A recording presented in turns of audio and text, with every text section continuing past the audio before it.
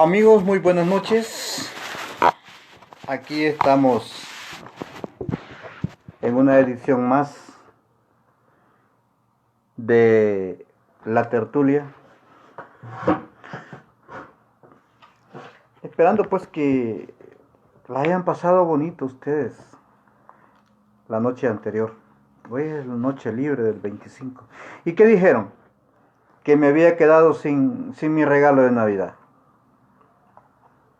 Aquí está. Mire. Dice te amo. Y dice, para papá. Te amo, papi. Con amor, Crisia. El regalo de mi hija. Lindo, ¿no? Bueno, este día ha sido un día bastante agitado, bastante movido para nosotros. Nos dimos una escapada al oriente del país. Salvador Trinchera, muy buenas noches. Espero que hayas tenido una bonita noche de Navidad. Nos dimos una escapada al oriente del país junto con Tito Alvarado, Raquel y bueno, nos llevamos por ahí a Marina Sigüenza también, que anduviera por allá con nosotros. Qué bonito es andar con personas que aprecian lo mismo que nosotros. Qué bonito fue ver a mis amigos poetas allá en Berlín, en el Mirador de Berlín, en Alegría, Santiago de María. Realmente es algo que reconforta cuando uno anda con personas verdaderamente agradables. Fue un viaje bastante largo, quizá cansado, pero bien pagado, porque aprendimos mucho. Fuimos con Tito Alvarado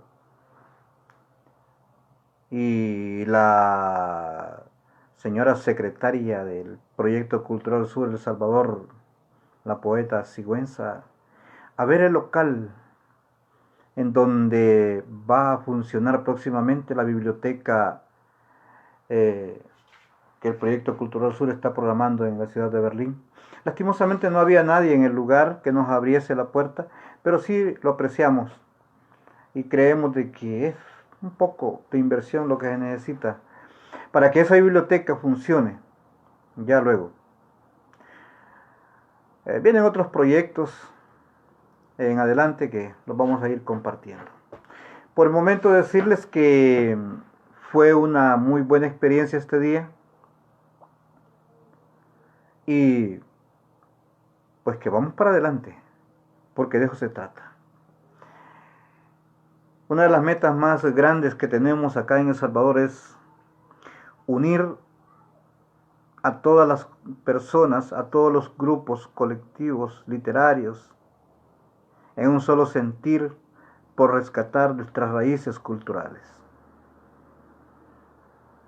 Y no solamente en el área de la poesía, sino que ya lo he dicho otras veces,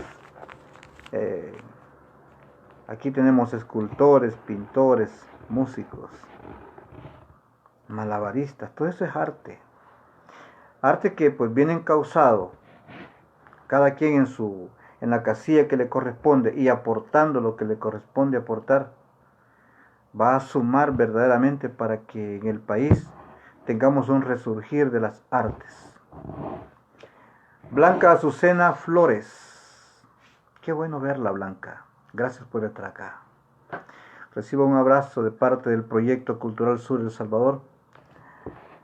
Les decía, la idea es que todos nos unamos en un solo sentir, que dejemos de lado esas cosas de egoísmos que tanto abunda usted acá en nuestro medio. El problema es que a veces creerse demasiado no tiene mucho No hay mucho beneficio en eso. Hay que mantener el perfil pensando que todos los días aprendemos y que aprendemos del más pequeñito. Siempre se aprende algo y debemos ser humildes para recibir ese aprendizaje. Esta noche vamos a hablar de un caballero que nació en el siglo antepasado. Y vamos quizás a abrir un debate que a lo mejor usted no se imagine, porque hay personajes que nosotros los tenemos ahí, endiosados, por decirlo así. Son íconos, son intocables, pero que realmente hay circunstancias. Licenciado Fidel Eguizábal, un saludo. Fíjese, licenciado Eguizábal, que voy a hablar de un tema que me gustaría que usted se mantuviera ahí y de repente nos diera su opinión, porque fíjese que voy a abrir un debate sobre unos personajes bastante importantes, pero que hay unas visiones que la gente no las maneja. Esta noche lo vamos a tocar referente a otro personaje. Vamos a hacer una especie de comparación. Así que, pues, si usted puede aportarnos algo, pues sería bienvenido. Quiero hablarles esta noche de un poeta y escritor nacido en 1876 en la ciudad de Izalco, del departamento de Sonsonate. Nació en 1876 y falleció ahí mismo en 1966. Yo le digo que muchos ahí en Sonsonate, en Izalco, a lo mejor ni saben que tuvieron este tremendo personaje ahí. Y no es que uno se las dé de gran sabiondo y toda la cuestión, no, si nosotros no sabemos nada. Nosotros lo que hemos hecho es leer un poco. Tampoco significa que seamos grandes leidos, como dice la gente. No, nada que ver. Sí, aquí tengo mi manual para estarlo viendo. El asunto es que cada quien, y más tratándose de escritores, debe de conocer lo que tiene, lo que le rodea en su entorno. La gente de Izalco debe de conocer su historia, conocer sus personajes. Feliz Navidad, licenciado Eguizábal. Sí, la pasamos muy bien, gracias a Dios. Espero que usted también. Debe conocer sus personajes, porque han nacido muchos personajes ahí. En este momento tienen ahí una joya que se llama Juliana Ama, que es nieta de Feliciano Ama. Ahí está todavía. Entonces, ahora les voy a hablar de un izalqueño. Su nombre, Francisco Herrera Velado. ¿Quién era Francisco Herrera Velado? Arraigado a su terruño, no sintió jamás el deseo. Este señor nunca en su corazón sintió el deseo de irse de su ciudad, de radicarse fuera de ahí, vivir en otro lado, no. Él amó tanto a su pueblo que jamás se salió de ahí. Ahí fue donde alimentó su sensibilidad con las tradiciones y las costumbres de su pueblo, de su gente, con características fuertemente indígenas. Izalco es una de las zonas con población indígena pues bien arraigada, que tristemente debo decirlo, pues ya va desapareciendo bastante eso. Izalco es una ciudad con, ¿qué? 40 iglesias, 40 templos, todos hermosos, todos bellos, comenzando con la iglesia Dolores. Un pueblo de grandes tradiciones.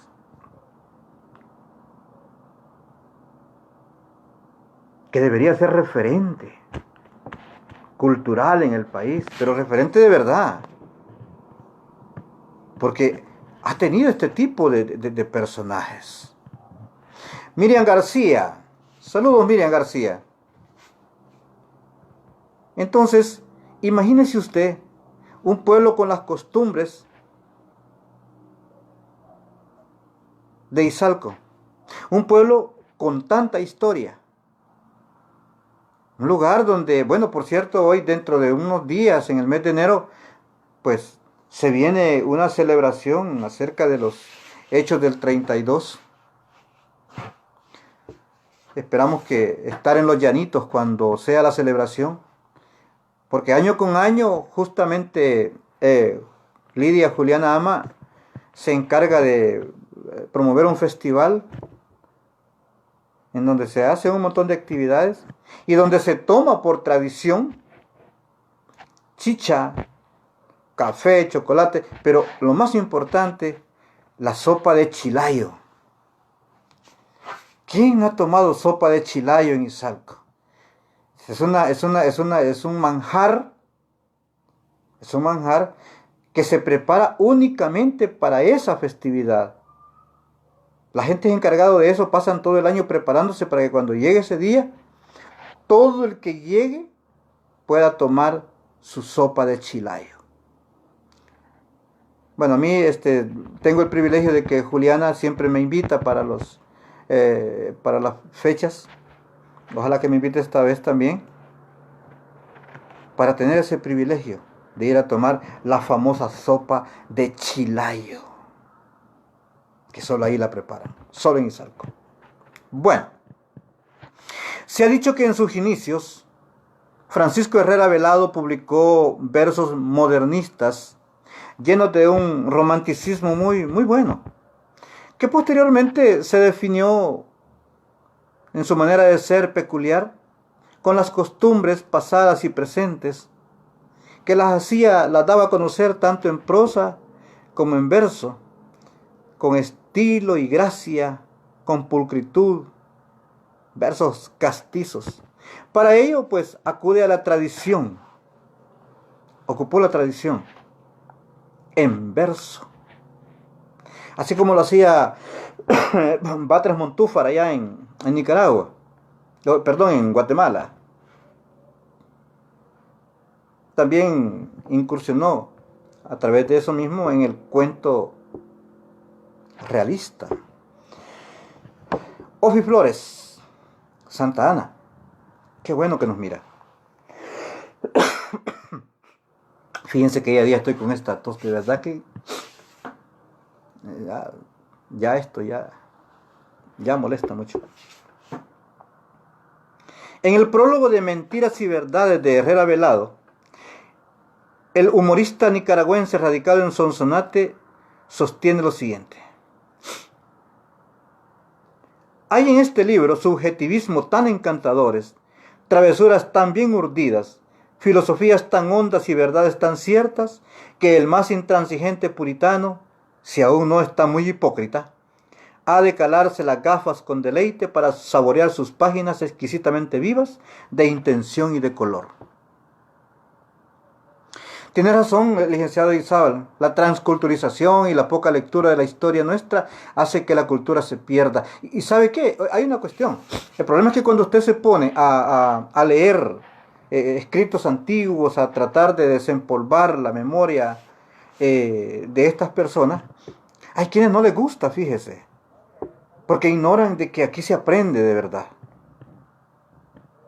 Y nosotros los que nos atrevemos a hacer esto pasamos a veces porque queremos darnos a conocer y ser populares. No, para nada. Lo que nosotros estamos intentando es rescatar todo esto, pues, y saber la riqueza que tenemos y saber que hay mucho que hacer todavía. Bienvenido Efraín Rivas Montes hasta San Miguel. Edwin Martínez, un saludo. Son en verdad pequeños cuentos, historias, estampas, crónicas escritas en versos, medido y rimado. Esa es la característica de la escritura de Francisco Herrera Velado. Se estarán preguntando quién es Francisco Herrera Velado todavía.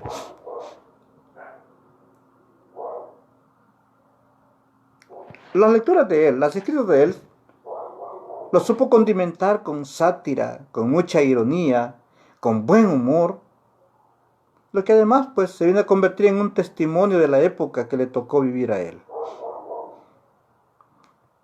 Estas escenas, por estar escritas en verso y ser de tono así jocoso, porque él escribía así jocosamente, han hecho sostener a los críticos que se trata de poesías al estilo de Batres Montúfar, el guatemalteco. Esto desde luego es innegable, así como también es innegable que su contenido es auténticamente salvadoreño, más exactamente izalqueño, pero están dotadas de la gracia característica de Herrera Velado. O sea, hay que tener claro algo. En Izalco no ha habido nadie, y no puedo decir no lo habrá porque nunca se sabe, pero no hay nadie hasta el momento que haya plasmado tanto la sencillez,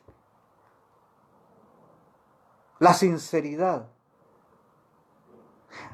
en la veracidad del realismo izalqueño, las costumbres izalqueñas, como lo hizo Francisco Herrera Velado en sus escritos. Esa misma gracia y esa misma festividad irónica al tratar las costumbres de los izalqueños, indios o mestizos, están presentes en un libro que escribió Francisco Herrera Velado, que se llama Agua de Coco. No sé, licenciado Guizaba, si usted conoce ese libro, Agua de Coco. Imagínese, Francisco Herrera Velado, y es un sonateco y es de Izalco. Sabe, yo quiero darle un aplauso, licenciado Izábal, porque fíjese que son pocas las personas con esa altura estética honorable como la suya, que saben reconocer algo. Usted dice acá que no conocía el escritor que estoy mencionando. Pues fíjese qué importante que estemos nosotros leyendo estas biografías, porque de esa manera nos vamos dando cuenta de que hay mucha gente interesante que debemos de conocer.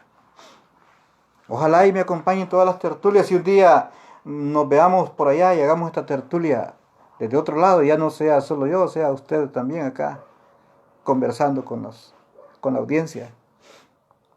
Bueno, mi sueño es andar en todos lados, que me inviten a todos lados y hacemos la tertulia por allá. Bueno, se vale soñar. Digo, estas costumbres están plasmadas allí en ese libro, Agua de Coco. Herrera Velado no escribió muchos libros, pero los que escribió fueron buenos. Pero Agua de Coco tiene una cualidad importante, y es que es un libro de cuentos. No es poesía, es un libro de cuentos. Y aquí comienza el debate que les hablé al principio. Porque el libro Agua de Coco es, según los críticos de la época, quizás fue el primer libro de cuentos escrito en El Salvador. Ahora bien, esto lo estoy hablando en el sentido estricto de la palabra cuento, es decir, desde el punto de vista de la forma. Porque fíjese usted que, o sea, no en el aspecto formal exactamente, porque antes de Herrera Velado ya habían intentado el cuento otros personajes. Porque usted me va a decir, bueno, ¿y Francisco Gaviria dónde está? Pues sí, es cierto, Francisco Gaviria intentó escribir cuento antes que Herrera Velado. Arturo Ambrogi también lo intentó antes. José María Peralta Lagos también lo intentó antes. Y oiga, como estoy diciendo, lo intentó. Y en esa misma época, en la época de Herrera Velado, de Gaviria y toda esta gente, también intentó, oiga bien, intentó escribir cuento Salarrué. Ahora bien, Salarrué superó a todos ellos en cuanto a la belleza expresiva de sus escritos, de sus cuentos. Pero no en el aspecto formal. En el aspecto formal no superó a nadie Salarrué. En la forma expresiva sí. Porque, bueno, por ejemplo, Gaviria escribió pocos cuentos. La mayoría de relatos en los que sobresale la narración, no hay diálogos. Gaviria no utiliza muchos diálogos. Los personajes de Gaviria hablan bien poco y no expresan plenamente sus sentimientos ni sus deseos. Es decir, no viven. Los personajes de Gaviria en los cuentos quedan como fundidos dentro de la narración. Usted no llega exactamente a a conocer el verdadero sentir del personaje del cuento. Tiene esa característica. Lo mismo sucede con Ambroy. Porque, ¿qué pasa con Ambroy? ¿Qué pasa con Ambroy? Ambroy, un gran escritor de Apopa, pero a pesar de que era un gran escritor y que no ha habido nadie más en el país que pueda describir tanto la campiña como lo hizo Arturo Ambroy. Sin embargo, tiene el problema de que sus personajes también hablan bien poco. ¿Pero por qué es eso? Pues simple. Él se inspiraba en los paisajes. Si la historia dice que él en la finca que tenía allá en Apopa se salía en un bordito y se sentaba a ver los ocasos. Cuando la tarde iba cayendo se sentaba, porque él era un gran observador del ambiente. ¿Verdad? Él se solazaba en el paisaje. Vamos con Salarrué. ¿Qué pasa con Salarrué? Salarrué es cierto, él utiliza el diálogo, pero las utiliza como pinceladas chispeantes, así, espontáneas y muy breves. Y eso lo hacía de acuerdo al tamaño de los relatos que hacía. Salvador Salazar Arroé es el que más se acerca a la figura real del cuento. Y en algunas ocasiones alcanza esa altura. No siempre. Algunos de los que me están viendo a lo mejor estarán en desacuerdo conmigo, pero si se ponen a escudriñar cómo es de verdad un cuento, y se ponen a ver quiénes lo han cultivado. En este caso estoy hablando de los salvadoreños, Salvador Salazar Arroé, que todo el mundo pues sabemos que es un gran maestro, pero sin embargo hubo ocasiones en que no alcanzó la altura de cuento. Yo le voy a llevar a una cuestión. Por ejemplo, en el libro de escritores salvadoreños, presentado por Eugenio Martínez Orantes, se nos enseña, por ejemplo, que la mayoría de los cuentos de barro no llegan a ser cuentos.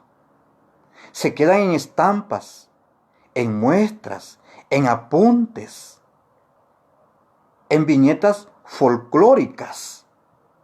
Claro, viñetas folclóricas verdaderamente bellas, hermosas. Ricardo Ayala, bienvenido.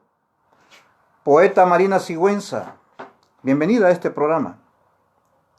Entonces, nadie puede negar que las estampas que utiliza Salarrué las utiliza magistralmente y son bellas. Pero dice Eugenio Martínez Orantes, la mayoría de los cuentos de barro no llegan a ser cuentos. Se quedan en estampas, en muestras, en apuntes, en viñetas folclóricas de singular belleza. Esta situación es mucho más notoria en un cuento en especial que se llama Trasmayo. Lástima que no saqué el libro, pero por ahí tengo esos cuentos de barro. Y lo hubiésemos analizado de veras.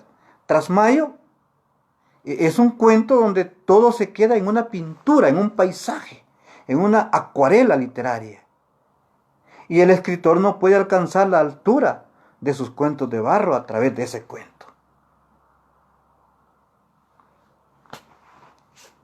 En Agua de Coco, en cambio, aquí viene la contraparte. En Agua de Coco, en cambio, casi todos los trabajos son auténticos. Y auténticos cuentos.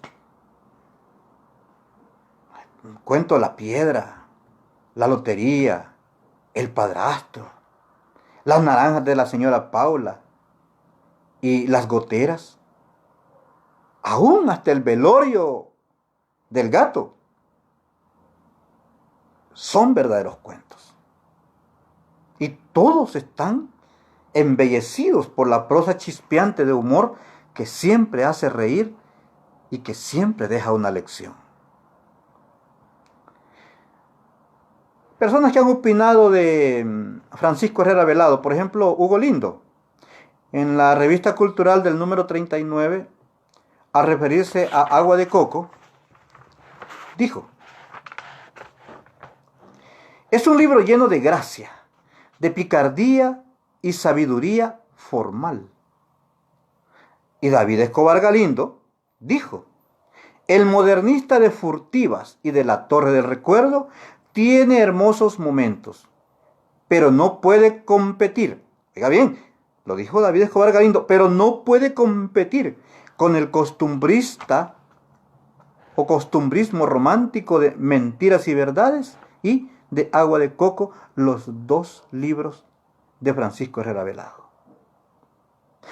También tiene otras obras, por ejemplo, tiene un libro de poesía que se llama Fugitivas, que lo publicó en 1909. Mentiras y Verdades, que son tradiciones en verso, que lo publicó en 1923. La segunda edición fue publicada en 1977, imagino que por la Dirección de Publicaciones. La Torre del Recuerdo, Poesía de San Salvador, 1926. Agua de Coco, que es cuento, un libro de cuentos que fue publicado en 1926 y que ha sido editado varias veces.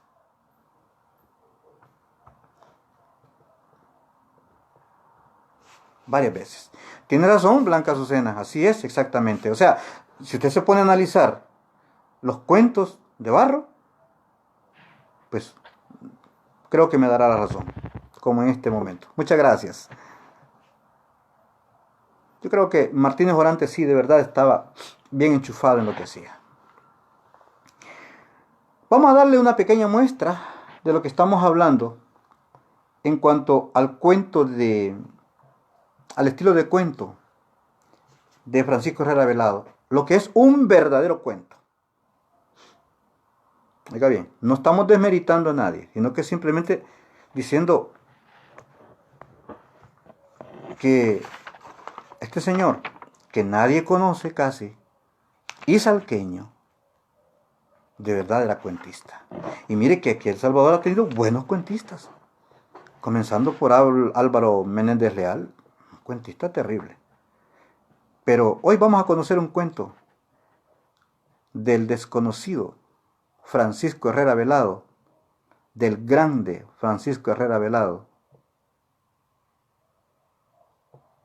Las naranjas de la señora Paula. Póngale atención al cuento y después me dice si está o no de acuerdo conmigo. La Rosenda fue una de las muchachas más bonitas de Caluco. Era india. A los 18 no cumplidos, se casó con el aserrador ño Pedro Calzadín. Ladino también, por de contado, y dueño de una mediagua, de un terreno de regadío y de 4 vacas. Posición buena, ¿eh? Pues todavía tenía 2 cosas más que causaban la envidia del pueblo. Tenía pisto enterrado debajo de una cama, según se solía decir, y un revólver colgado encima de una nalga, según se podía ver. Ño Calzadilla tenía 2 amores: su mujer, para quien compraba los más finos chales, zapatos y vestidos que habían en las tiendas de Izalco, y su sierra inglesana, reluciente y afilada, con la cual ganaba el dinero para pagar tales lujos. Ño Calzadilla tenía 2 cualidades: un gusto exquisito para escoger las mejores telas, llámese manta china, céfiro americano, cambray, indiana, etamina, sedalina, punto de encaje y un montón de etcéteras. Y todo para su mujer. Y una gran pericia para comprar las mejores maderas: cedro, caoba, pimiento, laurel, ron, funera, melón, cortés, bálsamo y otro puño de etcéteras. Todo para su sierra. O sea, su mujer y su sierra, ese era su mundo. Ño Calzadilla tenía también dos defectos. Una desconfianza asaz, hasta humillante para su mujer, a quien vigilaba por cualquiera que pasase algunas veces ante la puerta de su casa. Y una gana terrible de hacer uso del revólver por cosas que no valían la pena. Eran los dos defectos que tenía. La desconfianza en su mujer y la gana de ocupar la pistola. Bueno, la Rosenda, que conocía muy bien los efectos y defectos de Ño Calzadilla, le obedecía en todo. Se ponía cuantos adornos le compraba a su marido. Era algo así como la chacha Micaela, que estrenaba refajo todos los fines de semana. Aunque no salía ni a la ventana, pero ella estrenaba, pero no salía ni a la ventana por aquello de los celos de Ño Calzadilla. La Rosenda era una esposa ejemplar, aunque demasiado bonita y demasiado honrada. No sé por qué me estoy acordando de una canción de John Denver que se llama Especies a punto de extinguirse. Ya la voy a buscar.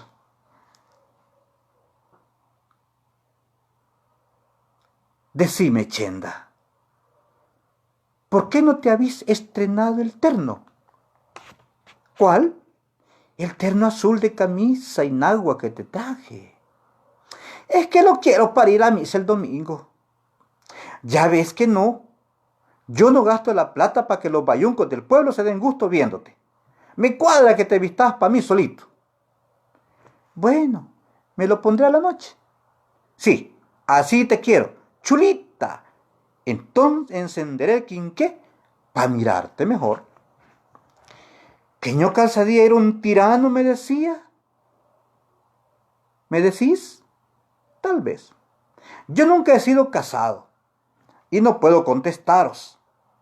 Yo no sé para qué revoleras se visten bien las mujeres, ni me importa.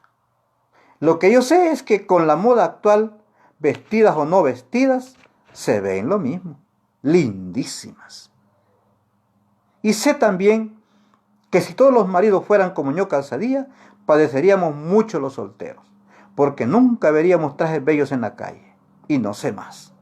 Es que son bellas las mujeres de usted. Son bellas. La Rosenda era una esposa sin tacha. Repito, Ño Calzadilla vivía orgulloso de ella. Repito. Pero aunque ya yo repita 1000 veces la cosa como en la canción, algo se murmuraba entre los envidiosos del pueblo. Los que nunca faltan. Dagoberto Cristales, un saludo, mi hermano. Los que nunca faltan. Ella era una mujer en extremo honesta, pero los envidiosos nunca faltan. Nunca falta alguien que diga, yo la vi, esto hace esto, lo otro. ¿Por qué siempre existe? Porque la Rosenda era una mujer recta. Siempre que Ño Calzadilla va a Izalco, oí decir una vez, la Rosenda corre a comerse las naranjas de la señora Paula. Y no volví a pensar en el asunto. ¿Qué me importaba a mí el robo de las naranjas de la señora Paula? Una naranja. La naranja pues se pudre. Cierto día, según lo oí contar después, Ño Calzadilla díjole a su mujer que no lo esperara almorzar, que tenía mucho que hacer en Izalco. Pero en donde tenía que hacer el aserrador era en el naranjal de la señora Paula. En efecto, cometió allí 2 asesinatos. Mató de 2 balazos a la Rosenda y al juez de paz. Gran escándalo en Caluco. Sí, Caluco, ahí donde fuimos a tomar sopa de gallina con Tito Alvarado y Dagoberto Cristales, su esposa. Y bueno, gran escándalo en Caluco. Aquel día no se hablaba más que del asesino y de los asesinados, la Rosenda y el juez de paz. San Vicente, presente. Marcelo Ayala, un saludo. Queriendo obtener noticias ciertas para el Sonsonateco, del cual soy corresponsal, fui a casa del señor alcalde. Los mató, díjome este, porque los encontró comiéndose las naranjas de la señora Paula. Por eso, ¿acaso estaba encargado doña Calzadilla de cuidar las naranjas esas? No, señor, pero así es la cosa. Ya hacía 4 meses que se estaban comiendo las naranjas de la señora Paula. Se estaban comiendo las naranjas de la señora Paula. Y no pude saber más. Algún tiempo después, una vieja de Izalco me explicó la clave que se tenían en Caluco. La mentada señora Paula era la dueña de los famosos naranjales.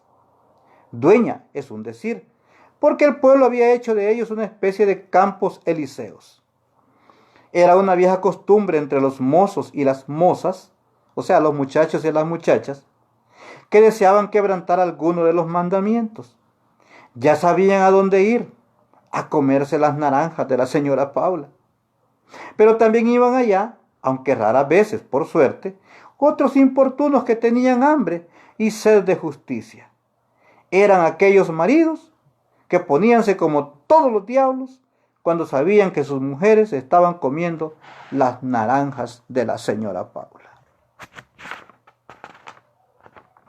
Fin del cuento.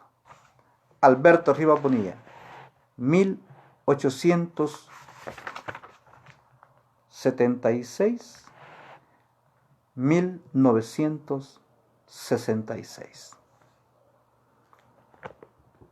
¿Qué le pareció el cuento? Buenas noches, Idalia Gómez.